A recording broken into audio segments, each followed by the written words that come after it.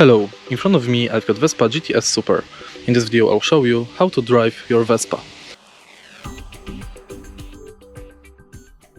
In the beginning we have to put the key into ignition and switch it twice to the right side.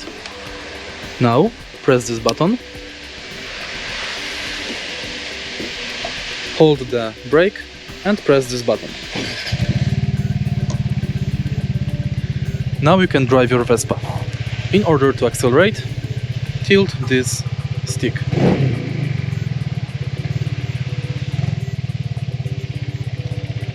Next, you can use the first brake or the second brake. You can use high beam. This button is for turn signals. And this is horn. And that's basically it. If you find this video helpful, please leave like, comment and subscribe.